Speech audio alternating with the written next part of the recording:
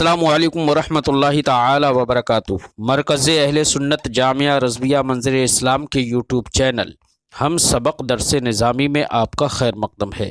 پیارے بچوں، جنہوں نے اب تک ہمارے چینل کو سبسکرائب نہیں کیا ہے وہ ضرور سبسکرائب کر لیں اور بیل آئیکن یعنی گھنٹی بھی بجا دیں تاکہ ہر ویڈیو کی نوٹیفیکیشن اطلاع اپلوڈ کرتے ہی آپ تک پہنچ جائے، اور اپنے ساتھیوں سے بھی شیئر کرنا نہ بھولیں تاکہ ان کو بھی فائدہ حاصل کرنے کا موقع ملے، اور بات پسند آئے تو لائک بھی کیا کریں اور اپنے قلبی تأثر کو ضرور کمنٹ کر کے بتائیں۔ بسم اللہ الرحمن الرحیم۔ باب ما جاء فی صیام ستۃ ایام من شوال۔ یہ باب ہے ان روایات سے متعلق جو ماہ شوال کے 6 دن کے روزہ رکھنے کے سلسلے میں آئی ہے۔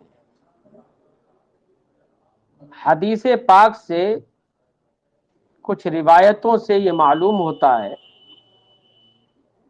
کہ ماہ شوال کے 6 روزے رکھنا بہت اہمیت اور فضیلت کے باعث ہیں۔ بعض روایتوں میں یہ تک آیا کہ ماہ رمضان کے روزہ رکھنے کے بعد لگاتار ماہ شوال کے 6 روزے اگر کوئی رکھ لیتا ہے تو اس کو ثواب اتنا ملتا ہے گویا کہ اس نے پورے سال روزہ رکھے۔ تو اب اس میں اختلاف ہے کہ ماہ شوال کے 6 روزے جو ابتدائی پہلے عشرے کے جو 6 روزے ہیں وہی 6 روزے اگر آدمی رکھے لگاتار،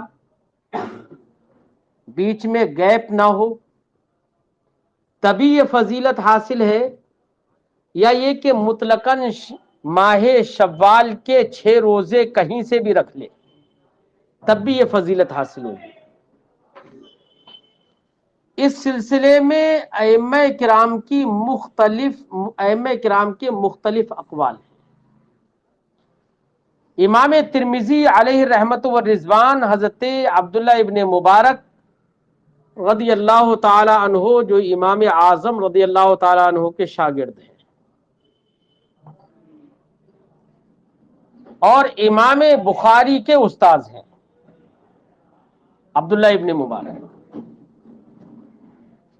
تو امام بخاری کے استاذ ہیں اور امام مسلم کے بھی استاذ ہیں۔ امام بخاری امام مسلم کے بھی استاذ ہیں، امام ترمذی کے امام بخاری استاذ ہیں۔ اس لیے حضرت عبداللہ ابن مبارک چونکہ استاذ کے استاذ ہیں، دادا ہیں تدریس میں، قرات میں، اس لیے امام ترمذی حضرت عبداللہ ابن مبارک کے قول کو یہاں پر عام طور سے ذکر کر دیتے ہیں احناف کی طرف سے۔ تو حضرت عبداللہ ابن مبارک کے قول کو یہاں پر امام ترمذی نے ذکر کیا ہے۔ تو حضرت عبداللہ ابن مبارک کے قول بھی اس سلسلے میں الگ الگ ہیں۔ کسی قول میں یہ ہے کہ متفرق طریقے سے بھی اگر روزے ماہ شوال کے 6 روزے رکھ لیے تو تب بھی یہ فضیلت اس کو حاصل ہوگی، اور کسی قول میں یہ بھی ہے کہ لگاتار شروع کے 6 روزے اگر رکھ لیے تب یہ فضیلت حاصل ہوگی۔ تو ائمہ کرام کے یہاں پر قول مختلف ہیں، لیکن امید یہ ہے، دیکھیے چونکہ ماہ رمضان میں جب فرض روزہ آدمی رکھتا ہے تو فرض روزہ لگاتار اگر کسی نے رکھا ہے، اس کی عادت بن گئی ہے، تو ماہ شوال میں روزہ رکھنا آسان ہو جائے گا، ماہ شوال میں روزہ رکھنا آسان ہوگا۔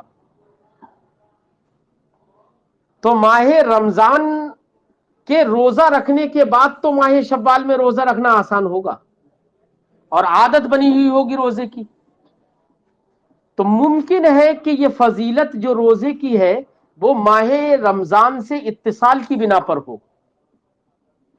اگر ماہ رمضان سے اتصال کی بنا پر یہ فضیلت اگر ہے تب تو ایسی صورت میں تفرق کی صورت میں وہ فضیلت حاصل نہیں ہونا چاہیے. مثلا ماہ شوال کے آخری عشرے میں کوئی متفرق کر کے روزے رکھ رہا ہے تو اتصال تو نہیں رہا ماہ رمضان سے.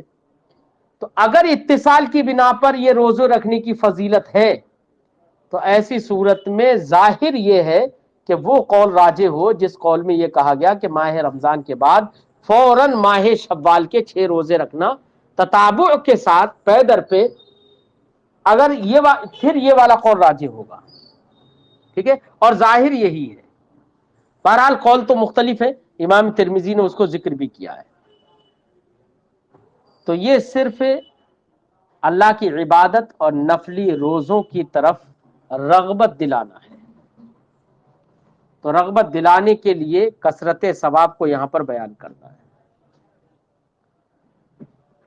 اب رغبت دلانے کا مطلب یہ ہرگز نہیں ہوتا ہے کہ اگر ہم ترغیب و ترہیب کریں تو حدیث کو گڑھنا کہیں جائز ہو جائے. اہل سنت و جماعت کا نظریہ یہی ہے کہ وضع حدیث یہ کہ اللہ کے رسول صلی اللہ علیہ وسلم پر کذب ہے. اور امام مسلم نے حدیث ذکر فرمائی ہے کہ من کذب علی متعمدا فلیتبوأ مقعدہ من النار.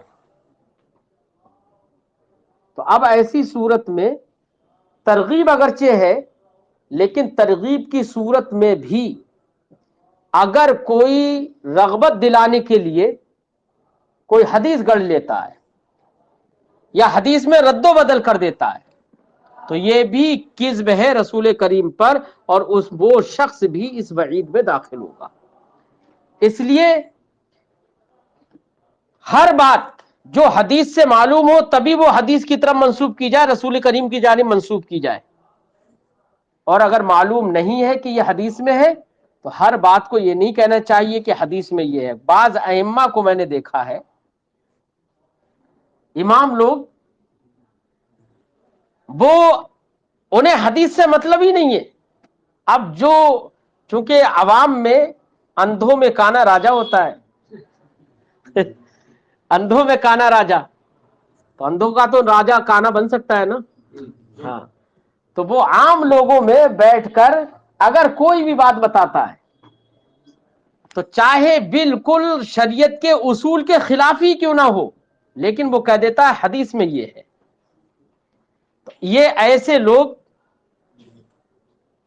مطلب سوچ سمجھ کر بولے، من کذب علی متعمدا فلیتبوأ مقعدہ من النار، یہ وعید عام ہے سب کو. بلکہ علامہ بدر الدین عینی علیہ رحمت و رضوان نے نخب الافکار کے اندر یہ تک فرمایا، اس میں ایک قول ذکر کیا،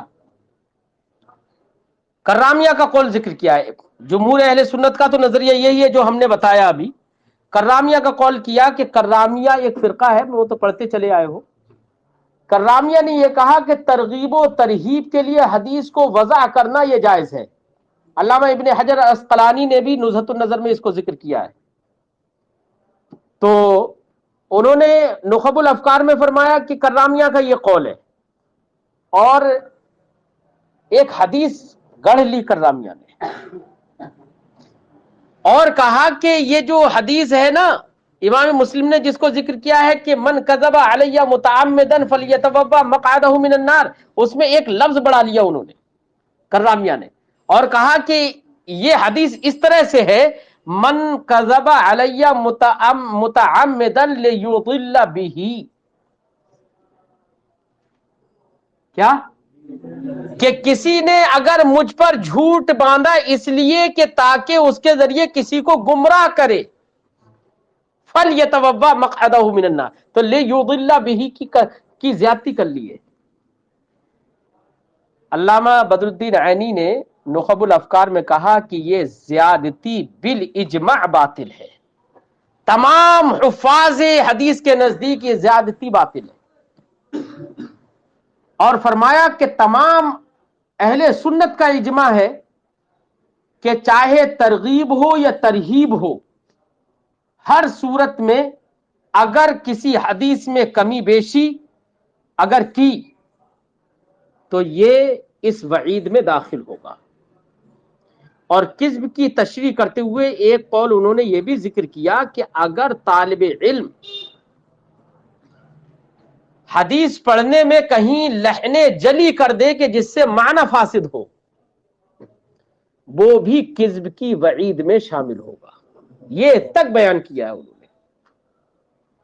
اور یہ بھی آگے بیان کیا کہ اسی لیے ہمارے مشائخ اس بات کی تائید کرتے چلے آئے طلبہ کو کہ وہ عبارت میں غلطیاں نہ کریں، عبارت کو دیکھ کر آئیں اور صحیح سے پڑھیں عبارت.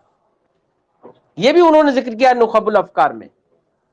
بہرحال گفتگو یہ ہے کہ ترہیب ہو یا ترغیب ہو، وضع حدیث کرنا یا حدیث میں الٹ پھیر کرنا یا لحن جلی کرنا مقصد کے خاطر، یہ کسی بھی صورت میں جائز نہیں ہے. کرامیہ کا قول باطل ہے.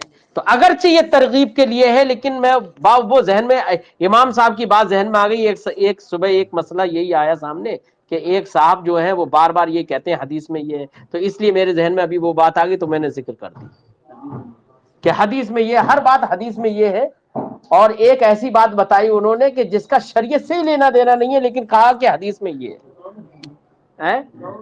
ہاں ہاں، تو اس لیے وہ بات آ گئی تو ترغیب و ترہیب پر میں نے اس کا ذکر کر دیا، ورنہ اس سے متعلق یہ گفتگو نہیں ہے. چلیے خیر. باب ما جاء فی صیام ستۃ ایام من شوال، یہ باب ہے ان روایتوں سے متعلق جو ماہ شوال کے 6 دن کے روزے رکھنے کے سلسلے میں آئی ہے. حدثنا احمد بن منی حدثنا ابو معاویہ حدثنا سعد بن سعید، ہم سے حدیث بیان کی احمد ابن منی نے، وہ روایت کرتے ہیں، وہ کہتے ہیں ہم سے حدیث بیان کی ابو معاویہ نے، وہ کہتے ہیں ہم سے حدیث بیان کی سعد ابن سعید نے، وہ روایت کرتے ہیں عمر ابن ثابت سے، وہ روایت کرتے ہیں ابو ایوب سے.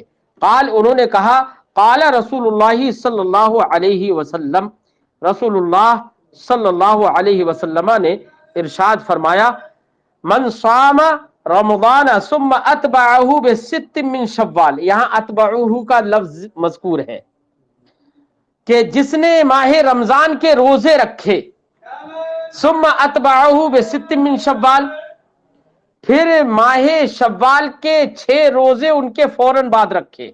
اتباع یتبع، اتباع کا مطلب ہوتا ہے کسی چیز کے بعد میں کرنا. تو اب یہاں پر لفظ اتباع سے یہ سمجھ میں آ رہا ہے کہ وہ ماہ رمضان کے بعد رکھے. فذالک صیام الدہر، تو یہ 6 روزے رکھنا ہی ثواب کے اعتبار سے پورے زمانے کے روزے رکھنا ہے. وفی الباب عن جابر و ابی ہریرہ و ثوبان. اچھا، اس سے ایک بات یہ بھی سمجھ میں آئی کہ یہ فضیلت اسی کو حاصل ہوگی جو ماہ رمضان کے بھی روزے رکھتا ہو. ماہ رمضان کے روزے رکھتا نہیں ہے اور وہ 6 روزے رکھ رہا ہے تو اس کو یہ فضیلت حاصل نہیں ہوگی، ہے نا. اس سے ایک بات یہ بھی سمجھ میں آئی کہ فرائض کی ادائیگی مقدم ہے نوافل پر، یہ بھی سمجھ میں آئی. اب اگر کوئی فرائض ادا نہیں کر رہا ہے، نماز پڑھ نہیں رہا ہے اور کہہ رہا ہے کہ میں اللہ والا ہوں، میرے چلتے پھرتے ہی نماز ہو جاتی ہے نا، تہجد گزار ہے اور ویسے نماز نہیں پڑھ رہا ہے تہجد گزار، تو اس کا یہ تہجد مقبول نہیں ہوگا، یاد رکھیے.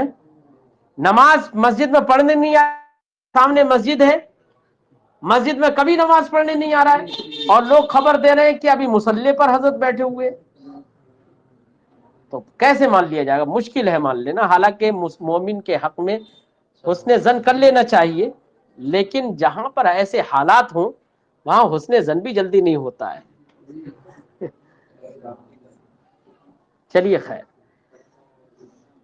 وفی الباب عن جابر و ابی ہریرہ، اس باب میں حضرت جابر سے بھی روایت ہے، حضرت ابو ہریرہ اور حضرت ثوبان سے. قال ابو عیسیٰ حدیث ابی ایوب حدیث حسن صحیح. امام ترمذی فرماتے ہیں کہ اوپر جو حضرت ابو ایوب کی حدیث ہم نے جو ذکر کی وہ حدیث حسن صحیح ہے. وقد استحب قوم صیام ستۃ من شوال لہذا الحدیث، اسی حدیث کی بنا پر علماء نے، قوم سے مراد علماء نے ماہ شوال کے 6 روزے رکھنا مستحب قرار دیا۔ وقال ابن المبارک، حضرت عبداللہ ابن مبارک کا قول ذکر کر رہے ہیں۔ حضرت عبداللہ ابن مبارک نے کہا ہوا حسن مثل صیام ثلاثت ایام من کل شہر، یہ 6 روزے رکھنا ویسے ہی حسن ہے، اچھے ہیں، جیسے کہ ہر مہینے کے 3 روزے رکھنا حسن ہے، اچھا ہے۔ اس کے تعلق سے امام ترمذی آگے باب قال ابن المبارک، حضرت عبداللہ ابن مبارک نے کہا وَيُرْوَى فِي بَعْضِ الْحَدِيث، بعض حدیثوں میں مروی ہے وَيُلْحَقْ هَذَا، اور اس میں وَيُلْحَقُ هَذَا لِصِيَامِ بِرَمْضَان، اور ان 6 روزوں کو ملحق کیا گیا ان روایتوں میں ماہ رمضان کے روزوں سے، یعنی ماہ رمضان کے روزے کے فوراً بعد ہو۔ تو ایک قول حضرت عبداللہ ابن مبارک کا یہ ہو گیا بعض روایات کے مطابق۔ واختار ابن المبارک ان یکون 6 ایام من اول الشہر، اسی بنا پر حضرت عبداللہ ابن مبارک نے یہ اختیار کیا کہ یہ 6 روزے مہینے کے پہلے عشرے سے ہوں، اول شہر سے ہوں، مہینے کے شروع کے 6 روزے ہوں یہ۔ وقد روی عن ابن المبارک، اور حضرت عبداللہ ابن مبارک سے یہ بھی روایت ہے انہ قال، کہ انہوں نے کہا ان صام 6 ایام من شوال متفرقا فهو جائز، کہ اگر کسی شخص نے ماہ شوال کے 6 روزے متفرق طور پر رکھے تو وہ بھی جائز ہے۔ تو جواز اور عدم جواز سے مراد یہاں پر وہ نہیں ہے کہ جو حرمت یا وجوب یا فرض کے مقابل ہوتا ہے، یہاں پر گفتگو چل رہی ہے استحباب کی کہ بہتر کیا ہے، تو فہو جائز، تو جائز سے مراد یہ ہے کہ مستحب ہونا، یہ کہ اجتماع کے ساتھ مہینے کے شروع ہی میں روزے رکھنا ہی مستحب ہو، یہ ضروری نہیں ہے۔ جواز کا معنی کیا ہے یہاں پر، کہ جب چاہے رکھ سکتا ہے، ہر صورت میں فضیلت کا حصول ہوگا، ٹھیک ہے، ورنہ یہ نہیں ہے کہ یہ جائز ہے تو پھر اس کے مقابلے میں جو ہے وہ ناجائز ہو جائے، یہ مراد نہیں ہے یہاں پر۔ جواز سے مراد کیا ہے کہ وہ ضروری نہیں ہے کہ مہینے کے شروع ہی میں ہو۔